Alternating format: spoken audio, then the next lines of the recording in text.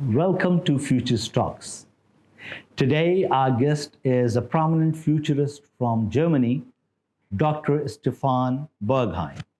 He is the founder and director of Center for Societal Progress, a nonprofit think tank based in Frankfurt, Germany. He holds a doctoral degree in economics and he has worked as an economist in the financial industry between 1995 and 2008. Dr. Bergheim has published on topics such as the happy variety of capitalism.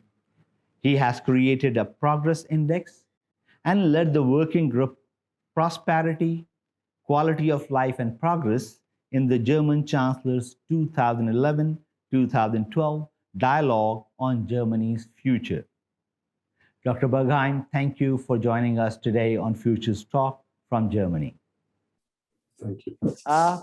We will start with a little bit information about yourself and why did you choose to become a futurist? Well, it's been a long path that took me into the futures world in the way I'm doing it today. So as you mentioned, I'm trained as an economist, as a macro economist, where it's to a large extent about modeling and modeling the future. So if I raise government expenditure, then GDP growth will be higher in the future. These were the kinds of questions that we addressed as economists. So it was already there partly about the future. Then I went into forecasting, especially in the financial industry. That was kind of my job, to forecast GDP growth, because from GDP growth, you would deduct inflation rates, and from inflation rates, you get information about interest rates. And those are obviously very important for participants in capital markets. So it was about forecasting, which is one way of approaching the future, is trying to predict it. And over time, I moved more into quality of life issues and dialogue issues, and I ended up doing what I'm doing nowadays. Okay. And you have written a book, Futures Open to Diversity. And what motivates you to focus on future literacy and methods? Well, futures literacy is about knowing how to use the future with different methods and why we want to use it. So the purpose of using the future. So as I mentioned, initially it was about predicting, which is one way of using the future. Another way is to discuss preferred futures, desirable futures. So how do we want to live together in Germany or in the world, for example? What kind of future do we want to live in? Those were the kinds of questions that I addressed in some of my larger, longer projects, which is basically collecting what is there today. So forecasting is based on past developments, which is the only information we have about GDP is how it developed in the past, and then we extrapolate or find another way of drawing up a forecast. Desirable futures are about searching for what we have today. What are our preferences in the present? And futures literacy goes a bit further because it also has the potential to innovate, to set up frameworks for emergence where new ideas can be created, where we can think in different futures. And I thought that was really helpful because I felt it was kind of too narrow to only think about what is there in the present and not broad enough. So this is how I got into the futures literacy world. And yeah, this is the place where I sit today and where we can choose what kind of approach to the future we want to use. I mean, in some cases, we need to predict. We need to predict GDP because tax revenues are based on this, and government expenditure can be based on this. So it's not about saying we shouldn't be predicting the future at all. Sometimes we need it. Sometimes we want to discuss desirable futures. Absolutely fine. But sometimes we also want to go broader and be also aware of our limited ability to actually influence the future. Because as we all know, many of the predictions, including many of those that I have published in the past, have not come true. Some things happened, and many of our desirable futures were not realized because things turn out different. And to be able to handle this uncertainty, to understand that there are some things that will happen that will turn out different, and to be able to handle this and be able to act regardless of what the future is. This is what futures literacy is about. It's a capability or capacity to deal with this open, uncertain future. So when we talk about future literacy, it is one of the competencies now. I mean, it is recognized as one of the competencies. Why has that turning into a significant issue now? And why do we see more and more future studies institutes coming up all around the world? UNESCO is also emphasizing on future literacy. What is behind it? Why do we need it so much today? Well, we need it so much because uncertainty is large. We need it so much because uncertainty is increasing and is significant in many areas of life. And due to globalization, digitalization, technological progress, and so on, the complexity of our societies has also increased. So more and more areas are not subject to clear future paths of predictions, including the job markets, product markets, and all that. So it's a topic that's growing bigger and bigger. And then obviously we have shocks. We're still in the middle of a really big one with a global impact, but there have always been shocks in smaller cases, which always led people to think in a bit more of a structured way about the future. I mean, humans always think about the future. When we plan our summer holidays, well, we think about the future. Even when we cross the street, we think about the future.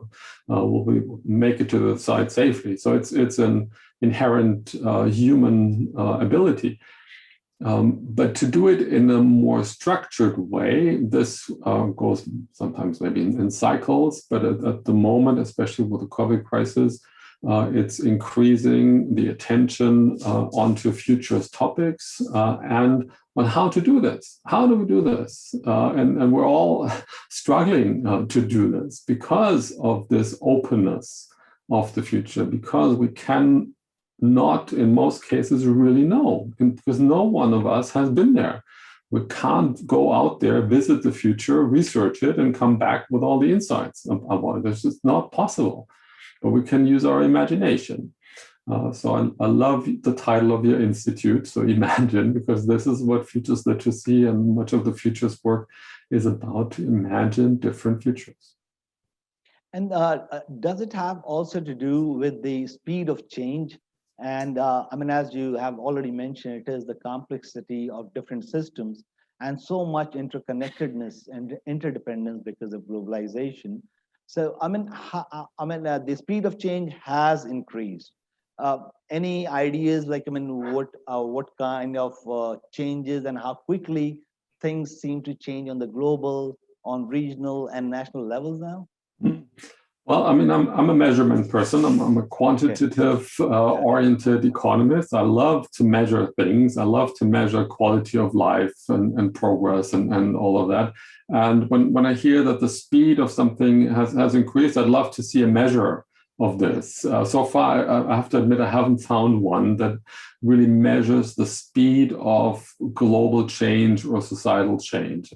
If you go back a century and a half or so, when the railways came over from the UK to Germany, people were so afraid of that speed of a railway that they said, this is not good for us. This is not healthy. So we have this again and again. There is change, there is progress, there are new things coming up, and people are, for good reasons, often afraid of new things because it requires you to maybe rethink what you've done before. It may require you to do things differently, to stop doing something that you have done in the past and to do new things, which is not easy on our brains, especially. Our brains are wired to conserve energy, to not use or to use as little energy as possible, and trying to get a grip around those new items is just energy consuming. We don't like that as human beings. True. And how did you develop an interest in the topics such as well-being, quality of life, and progress? Well, initially, I was an economist focusing on GDP because that's what I was paid for in the financial industry. This was what our customers were interested, because they were mostly investors. They wanted to know where to put their money for the highest financial return. But then in the early 2000s, there was, or at least I noticed, an increasing literature about happiness, quality of life, and well-being. There were books written about this, indicators published, such as the Happy Planet Index, for example. And the United Nations have been publishing the Human Development Index for many years. And yeah, one summer in 2006, I took the time in the bank and said, well, let's have a look at all those measures that are coming up there on quality of life and well-being. Just analyze them and see, is there any value in there for our customers or just in-house for the board members? If there is an increasing trend towards a focus on well-being, so less materialistic, less focused on GDP, and more focused on kind of the softer areas of life, then we should know it, and they should know it. So let's spend a couple of months researching this and see what exactly was GDP about. Why did we construct it, and why did it end up as being interpreted as a measure of well-being, which it never was in the first place. It was never intended to be a measure of well-being. So what are there kind of measures of well-being out there? What is happiness really? Can we measure happiness at all? Is it possible? I mean, my economist colleagues were really skeptical about asking people, so how do you feel on a scale from 0 to 10? Are you satisfied with your life? This is the classic question, which is not a question that economists usually ask, because economists are trained to observe what people do, how they act in the marketplace, and not what they say, what they love, but actually what they do buy, and not what they want to buy. So there was some skepticism towards this kind of research, and I liked it. I liked this broader perspective on life. So not just include money, but also include the education system, the quality of governance in a country, for example. I found a high correlation also between corruption and quality of life. So the higher corruption, the lower is quality of life. Obviously, in a connection to unemployment, and there's also a connection between freedom of the press, for example. The more freedom of the press, the higher is quality of life. So there's my quant background coming to the fore again. I love researching those correlations and make use of them. And yeah, this is how I got into this, and didn't stop looking at quality of life since then. And when you talk about progress, there has been some suspicion about this notion of progress for a long time. Modernism promised us to bring a new era of prosperity for everyone, which did not happen. It promised us a world which has a great quality of life, and that didn't happen either. It also led us to big wars, and led us to environmental degradation and unfair distribution of wealth. Do you have the same notion of progress, or do you think of it differently? My notion of progress is that it is a sustained improvement of quality of life, which is not much helpful, because you need to ask, so what is quality of life about? And yes, quality of life does include many of the issues that you mentioned. and also, as I mentioned, quality of governance, corruption, and so on and so forth. And it is something that is negotiated all the time, which is or it's on the one hand, it's something that is common to humans around the world. People want kind of security. They want to be connected with others. They want recognition for what they do. So there are some really basic human needs that I think need to be satisfied.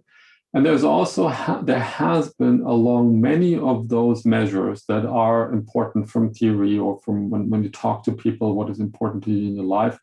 For many of those measures, there has been significant improvements over the last decades. So malnutrition, for example, has been down, education levels have been up, income levels have been up around the world. But granted, there are a lot of indicators where this has not been the case. In some instances, it's not been the case because it can't be the case. Like, for example, if you look at measures, subjective measures of quality of life on a scale from 0 to 10, how happy are you with your life?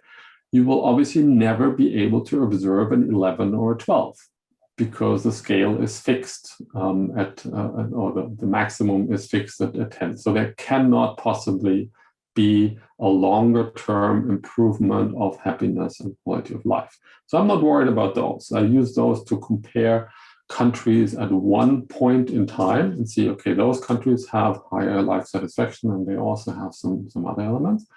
There are then other variables that can improve over time. Obviously, GDP is an instance, or the education level is one, or stock of physical capital is also one, or life expectancy is also a very prominent one that has also in many countries, most countries actually, with short exceptions for different reasons, has been improving, has been growing over decades, actually. So there has been an improvement. But then, as you mentioned, biodiversity, inequality within countries, yes, indeed, there are a lot of issues that haven't improved. And this is what, I like to claim my work is partly about, to investigate those.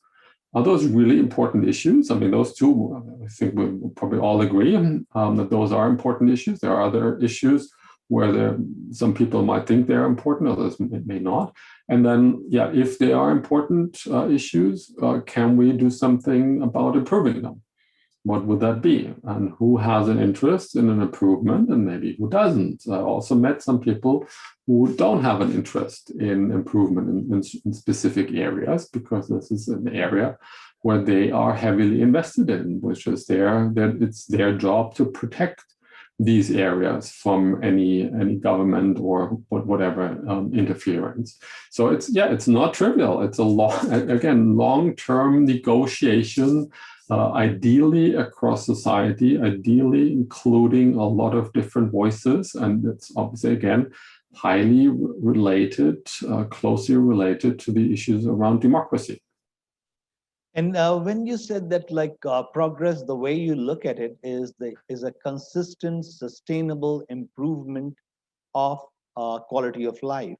And who gets to decide, and whose quality of life are we talking about? Are we talking about the improvement in the quality of life of human beings only, or only for the developed people from developed countries? And from whose perspective are we looking at it?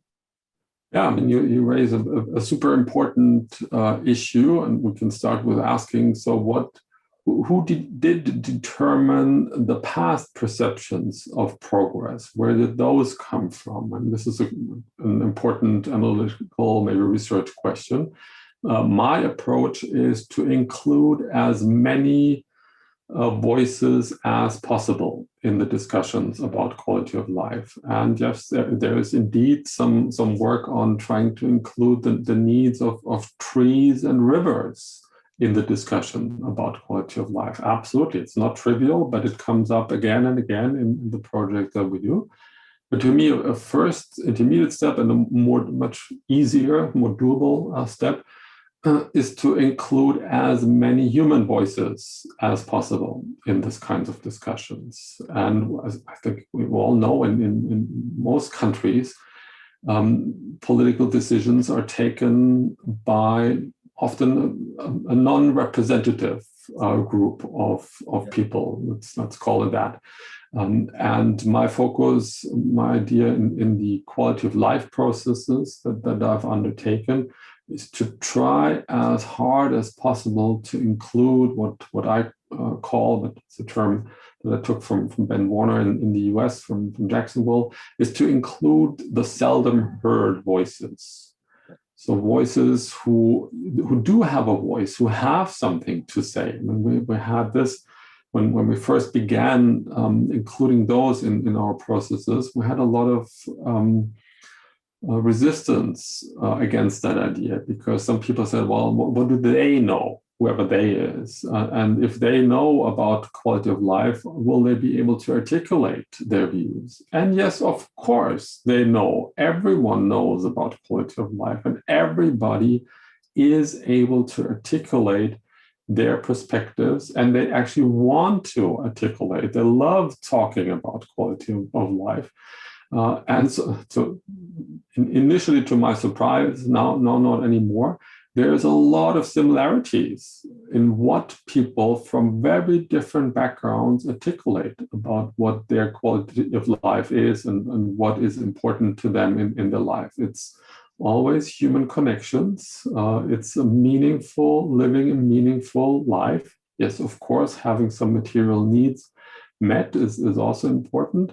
So that's also a fine insight from the quality of life, that regardless of who you talk to, there's often commonalities. And then you go back and say, yeah, but then why do we have so many differences out there in who gets to have a high quality of life? For example, I mentioned life expectancy. We know that in some countries, actually in most, other than the Scandinavian countries, the poorer you are, the lower is your life expectancy, even within a country. So what do we do about this? Is there a possibility to do this? And if we don't, why don't we give those people more of a chance to have longer, meaningful lives? And one of the mandate that our institute has is to, using the participatory approach, try to bring as many future stories, especially including those marginalized groups or the underprivileged groups who do not get to have a say. And the problem that we face is how to hear their voices, because we interpret them in our own, using our own structures of thinking. And how do you work that? I mean, what is your strategy? How do you try to find out from a person belonging to underprivileged community? How do you listen to them? How do you elicit their responses? I think you mentioned two really important issues. One is, how do you collect those voices? How do you get to listen to those seldom heard, underprivileged voices? And there, the solution I've been trying for about 10 years now is to go to where they are, to connect with someone who is one of them, who is working with them, who's working for them. So have one person to connect into, and then find out, okay, so when do they meet? Okay, they meet every Thursday here and there. And then you go there, to go to their place where they feel comfortable, again, whoever they is. So we went to youth clubs in Germany, to nursing care homes, to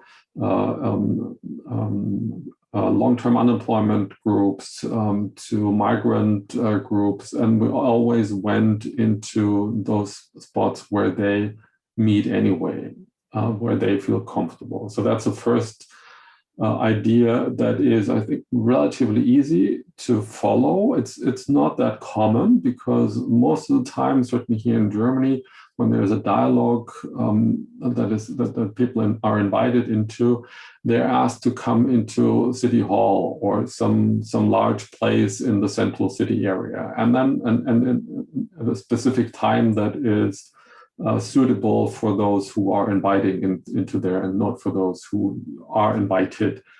So that often doesn't really work. So that's one issue. Go out to where they are. The other that you mentioned is much harder. When we hear what they say, how do we interpret what they say? Of course, we have our frame of thinking. I mean, no one can deny that. So one possibility that we always use is to have a larger team of people actually conducting the dialogue events in the first place, and then code the results and harvest the results and interpret the results. So you have some diversity also in the team that is administering the project. Whether this works, I don't really know. At least that's the approach we've been trying. Okay, you have been using dialogue as one of your methods to investigate and to find out and to elicit the responses from your participants. And it is the same method that Socrates used to have.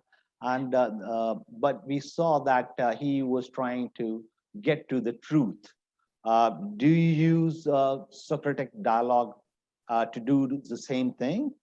Or do you have another purpose behind it, or do you use it differently? Well, I use dialogue mostly to make visible what people think and feel, to and not to debate things. So you have your position, I have my position, and to try to convince the audience that my position is the better one. I'm not interested in this. I'm interested in dialogue in the sense of William Isaacs, who calls it a conversation with a middle instead of sides. So we have a shared interest.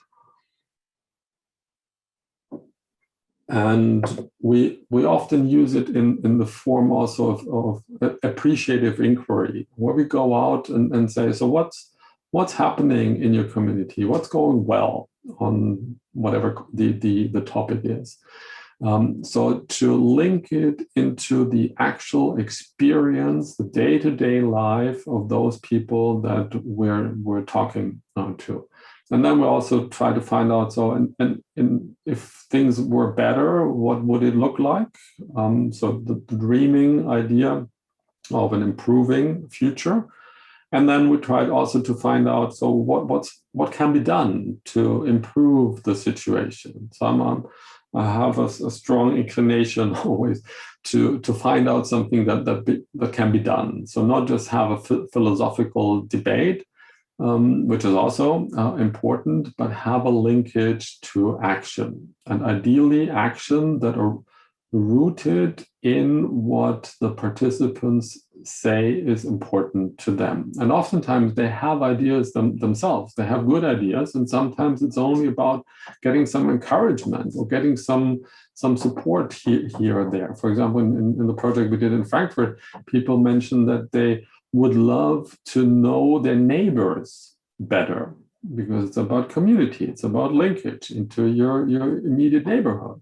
And then we go, okay, yeah, but why don't you? I mean, it's up to you to know your neighbors better. I mean, you don't need government to tell you, go out and meet your neighbors. Just do it. So we kind of encourage them after the event to take the insights that were generated during the dialogue, take it seriously, and act on it. We also added some encouragement afterwards, saying, okay, let's set up some meeting possibilities and all that. And yes, some encouragement might help, so that you as a participant know that you're not the only one thinking this way. And this is important to make that visible, that others also would love to know their neighbors better. And that makes you maybe more inclined to actually set up a little informal neighborhood meeting or just talk to your neighbors more often than you did before. It can be super simple. That is true. But it's still like when, as a futurist, when you are asked by an organization to help them, they have the problem that they want you to help them with. Whereas when we are talking to those communities who are seldom heard, how do you come to the topic? How do you construct the topic that you are going to work on? Because those communities are not telling you what is the problem they want you to solve. So how do you approach it? Do you go first and ask them the problem that they are facing, and then you come up with a kind of discussion? Well, usually it's an initial approach with a question that is pretty big and broad. So, for example, quality of life is a super large topic. So we ask people about quality of life. And then we may discover that in one area of town, the most important thing on the quality of life for them is the quality of the schools in the system, or the quality of education, more generally speaking, that they have no support by whomever to help with their kids' education.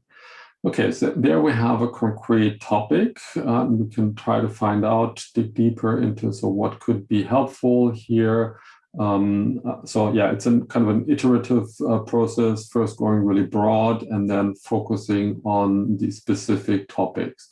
And then over time, it could be that there's another larger dialogue that focuses on one of the bigger topics as well. So one of the topics that came up in our Frankfurt project was on the quality of living together in general, in the families and the neighborhood, in town overall. And now I'm involved in preparing a process that focuses exactly on that topic. Where is it going well, this kind of living together? What kind of areas do you see where it's not going that well? Why might that be? And who could be doing what to improve the situation. So yes, you start somewhere, but the important thing also that I'm trying to encourage people in my book is start. Do something, start something. Don't wait for the perfect project or for the perfect question to appear, but do something in your immediate neighborhood where you think that might be a good starting point, and you discover that maybe it wasn't the ideal starting point, and then you choose something different. Dr. Bergheim, in 2019, you co-designed and co-facilitated 3 futures literacy labs in Dubai and Dublin, and helped curate the UNESCO Futures Literacy Design Forum. Could you please share your takeaway from these experiences and the significance of designing and implementing Futures Literacy Lab? Well, the futures literacy approach is the most promising that I've seen around. And this community that has been building around UNESCO over the last 10 years or so has a lot of futurists that approach the future in I'd say a reasonable way that I also find very helpful. So I'm very happy to be part of this, and that was part of my job as a curator of the Futures Literacy Design Forum in late 2019, and also the High Level Futures Literacy Summit in late 2020 to connect different nodes, different dots of that community. So that's by itself is always a huge pleasure to meet other futurists and create an opportunity for exchange within the community. And the laboratories that you mentioned in Dubai and Dublin, and we've done many more afterwards in Germany and now since a year, obviously mostly virtual.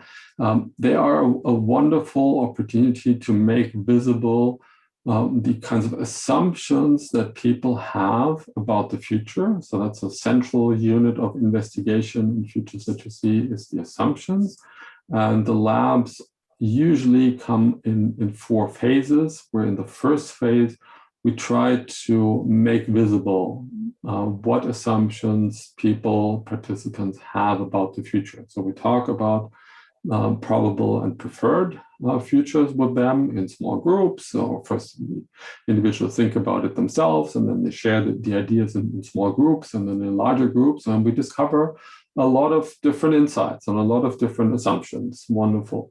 And then we try to invite them into a different future, an alternative future. We call it a reframe future, because as we discussed, the future will happen differently from what we prefer and what we predict nowadays. So it's maybe a good idea to train your capability to imagine different futures.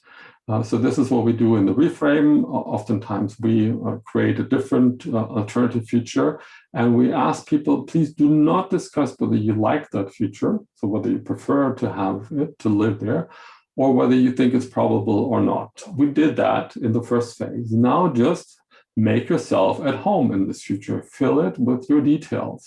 Explain how day-to-day life works in this alternative future. Sometimes we ask people to do a sculpture of that future. This, for example, what we did in Dublin. So we gave them lots of material, and we asked them to build in small groups sculptures of the future of the financial sector in Ireland, which was a wonderful experience. And in the online laboratories, we often invite people to tell a story and to improvise a story in their small groups about the daily life of a person in that future. So the idea again is to expand your imagination, to stretch your mind, to boost creativity, to be able to think in different futures. And then we go into the third phase, come back into the present and say, okay, now you looked at all those different futures. What kind of new insights have appeared for the present? What kind of new questions are you asking now that you didn't ask before the laboratory? And you'll be surprised of the richness of questions that come up there, and the aha moments that people have and said, oh, wow, I never thought about these items before. So it's a highly innovative, creative project. And then depending on what the group is, we can go into a fourth phase where we talk about next steps and concrete action. Sometimes we work with government organizations who need to do something next month on the new insights that appeared.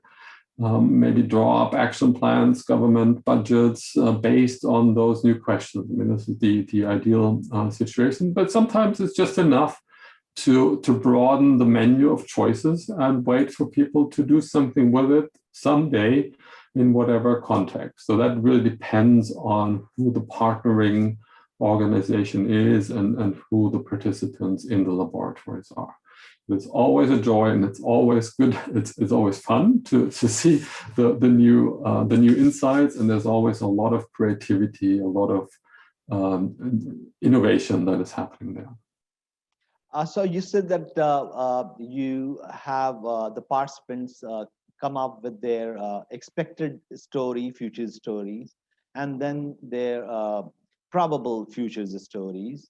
And based on those, you ask them to create a preferred future story. Am I right?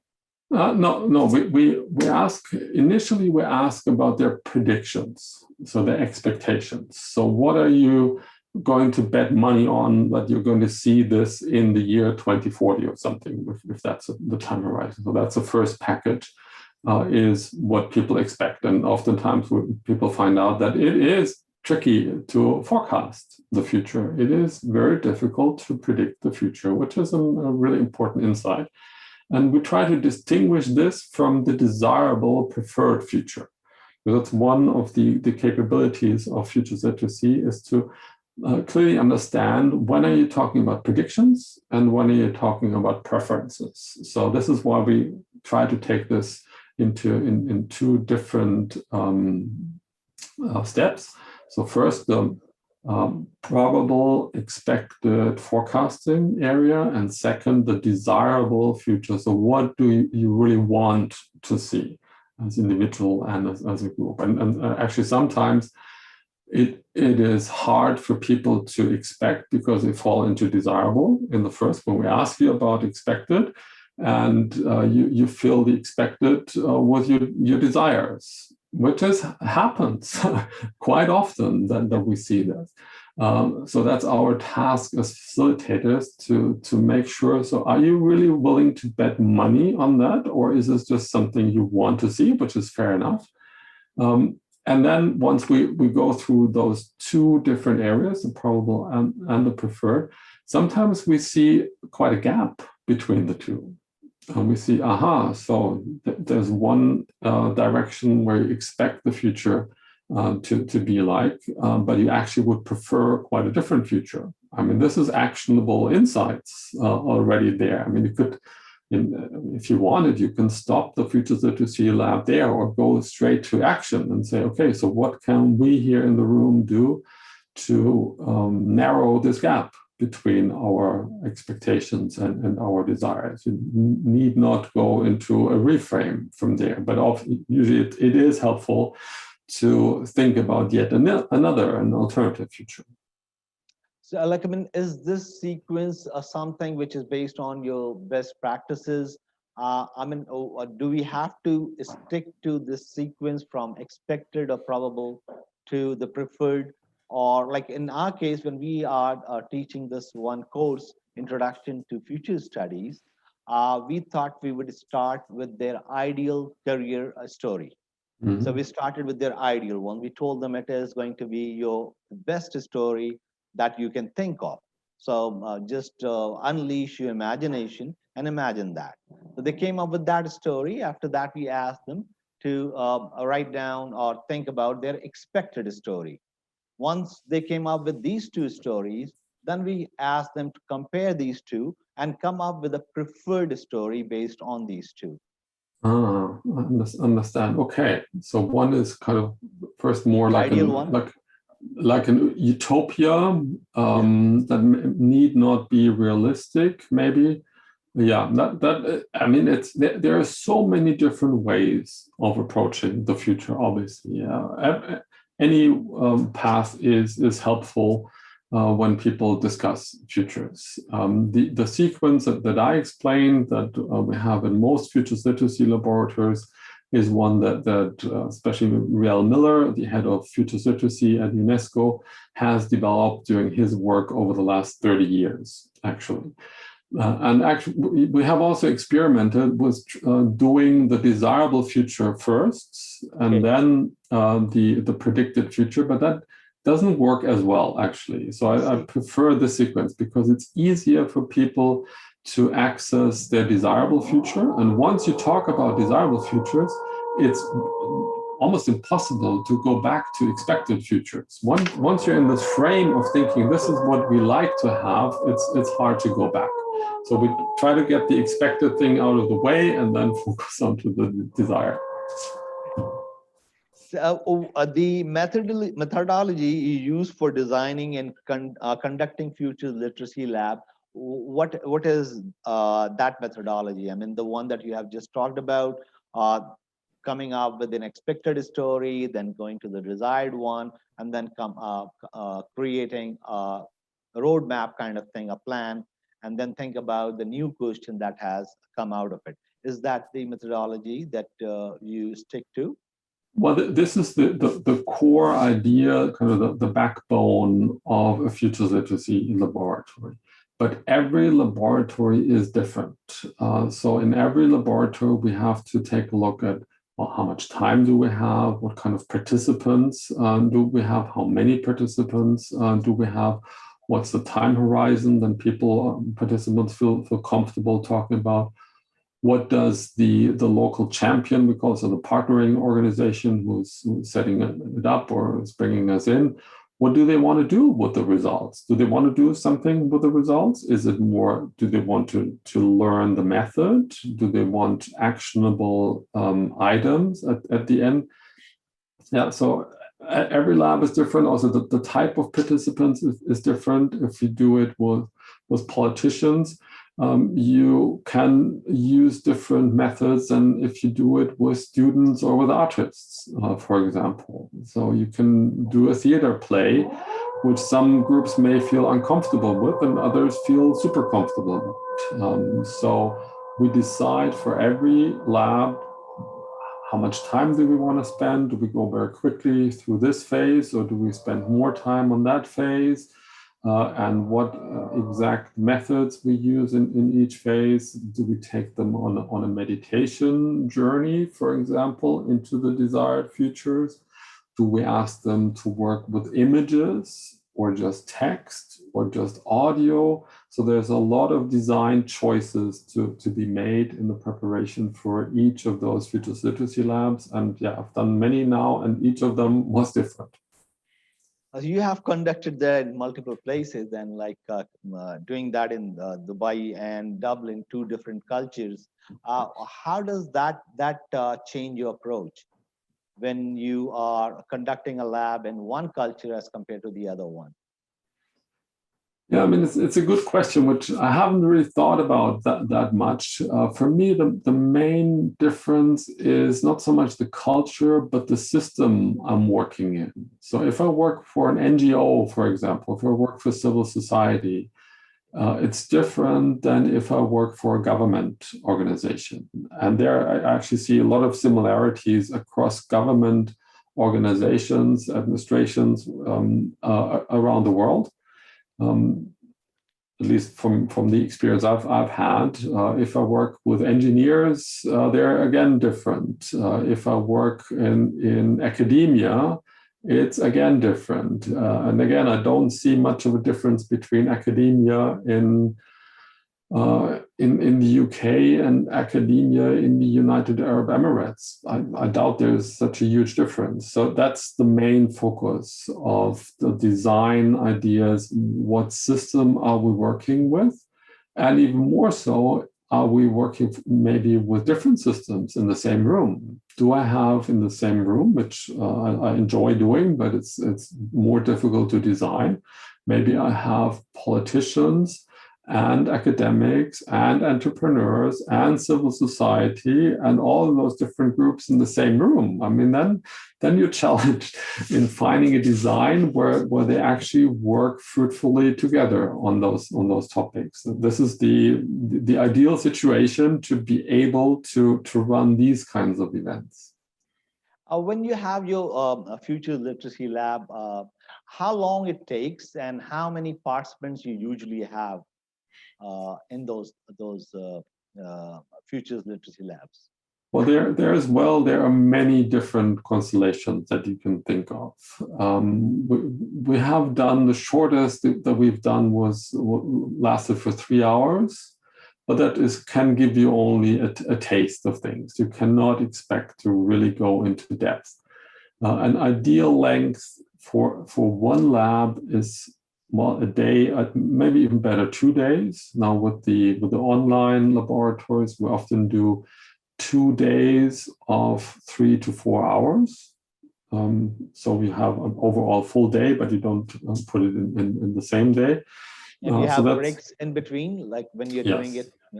Yeah, you have some breaks in between, depending on where you start. We also do, it really depends on the circumstances. What kind of support do you have from the local champion? How serious are they of doing this, or do they just want to play around with it and test it? That's a possibility. We did a large event for an overseas development organization here in Germany, and there we had 120 participants. So yeah, that was face to face or online? That was online as well. So again, I missed that. But for most of the labs, we have somewhere around 30 participants. So that's a good number. Online, on site, you can go bigger. You can go to 40 or 50 participants. In that large event of 120 people, we decided to actually have 4 parallel labs. So we had 4 facilitators doing 4 similar topics, so that some were related to each other, leadership and learning and others. And then we collected the new questions at the very end in the big plenary from all 4 parallel laboratories. And that was super fun. This was one of the best experiences I've had in running those labs, to see the similarities of questions and also the differences of questions that come up when you talk about neighboring questions. So again, there's many different ways of designing this, in terms of numbers, in terms of length, in terms of on the spot, in terms of online. Each one is different, but maybe that gives you an idea. And over time, I mean, my hope is that we can have more longer term futures literacy processes, not just a lab for a day or 2, but a longer term process, which is, I described one of the projects that I did in Germany in the UNESCO book on transforming the future anticipation in the 21st century. I described our Frankfurt process as an extended futures literacy process. And this is one area of development that I'm hoping we can get to, is that we don't just come in for a single lab for a day, but that we have maybe labs on the same topics in different areas of a city or in different departments of a company. And then we find out, as we discussed, what are the really crucial issues here? And then we have labs on those issues, for example. Or we spend some time on just phase 1 and collect all the ideas in phase 1, so on the desirable and the probable futures. And then on this basis, create a reframe to talk about alternative futures. And this takes months, maybe, ideally, and involves a lot of participants. So that's my image, my dream of a desirable future and a possible future where I hope this futures literacy work will take us, or at least take me over the years. Coming from a developing country, that is where we have this institute set up. Imagine is the first Future Studies Institute in a Pakistani university. And the way we look at it is that the emerging trends that are emerging from the Western developed countries take longer to reach us. And how do you suggest we should calculate that speed of change? How do we do that in order for creating our future stories and their roadmap? Because if, let's say, there is a technological new trend which has come in to USA, they have iPhone 10, and we are still using iPhone 4 or 5.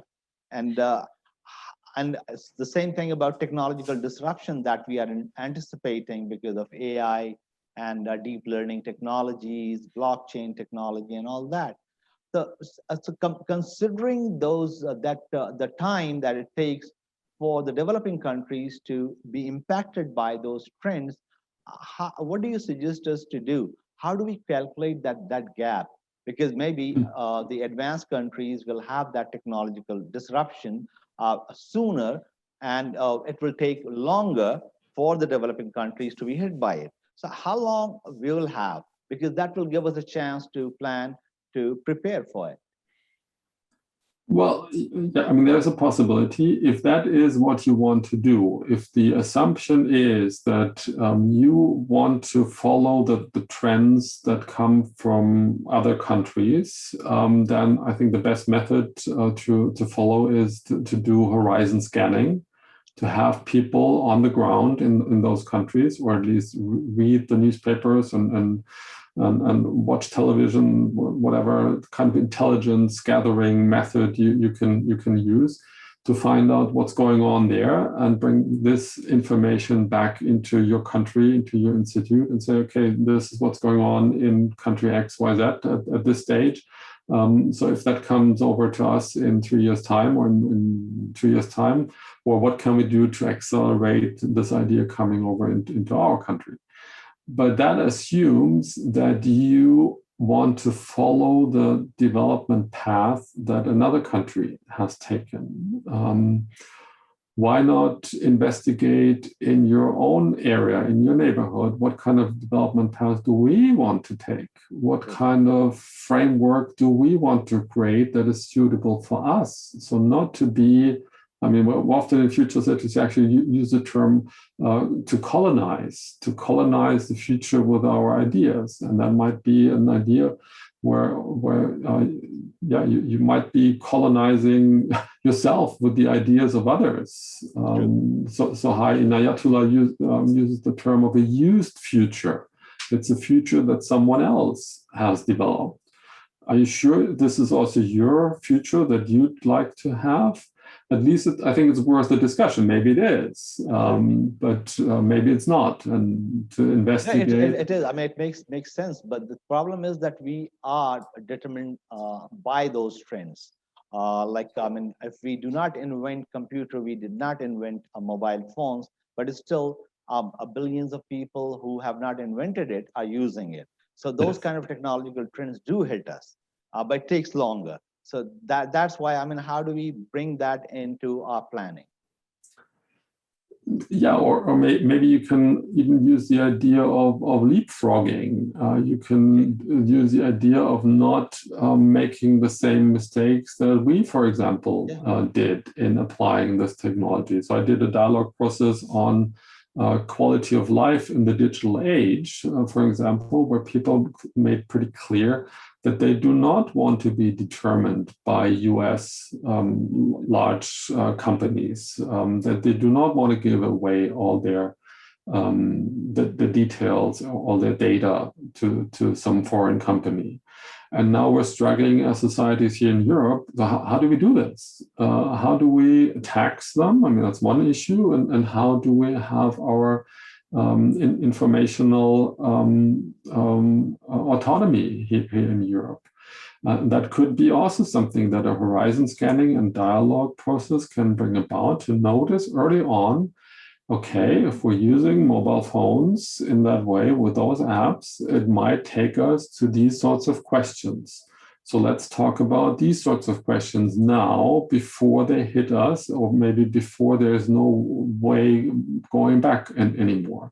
So that's maybe it's my illusion of what futures work can do, but that's one hope, to raise topics, issues early on that will hit us or might hit us hard later on. That brings us to our last question, and this is about collaboration and cooperation between the futurists of the developed countries and the developing countries like ours. Do you see a need for it, for that kind of dialogue, that kind of cooperation and collaboration? Do you see any significance or any need of that kind of relationship?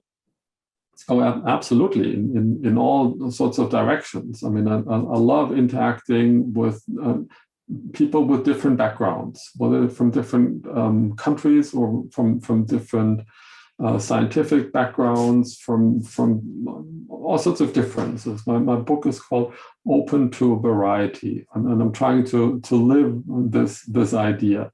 And we have a lot of good practice already in doing this. So especially again in the Unesco Futures Literacy Network, there are people from all sorts of countries. When we had the high-level Futures Literacy Summit late 2020, online, virtual, had the advantage that we had more than 6,000 people signing in onto the platform and connect with each other. Across time and space, basically. And in the UNESCO Futures Literacy Network, there are UNESCO chairs, so academic chairs, who are contributing really valuable insights into the overall network. One is in Uruguay, for example. There's Lydia Garrido, who's doing wonderful work in Uruguay. There's Kais Hamami, who's doing wonderful work in Tunisia. There's obviously Sohai Inayatullah, who's Pakistani by birth, who's doing superb work and contributing in a major way. So I see a lot of value in cooperating, collaborating, and nowadays, having video calls like this, we can do it at a pretty reasonable cost. So it's wonderful. Thank you so much, Dr. Stefan Bergheim, for sharing your learning and experiences and expertise with us. We are delighted to have this wonderful conversation with you. And we would like to stay connected and we'll talk about the cooperation and collaboration, the possibility of it.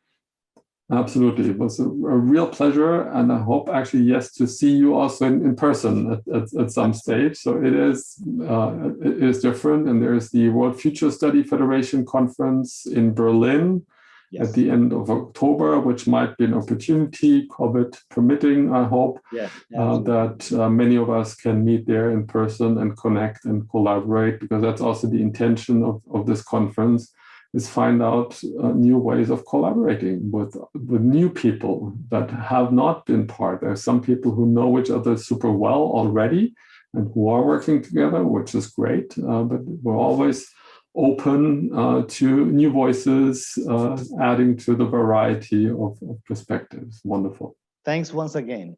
Thank you everyone for watching our today's episode. And we had a wonderful conversation with the futurist, Dr. Stefan Bergheim. And in our next episode, we'll bring you other interesting and lively discussions regarding futures. So keep watching and be well.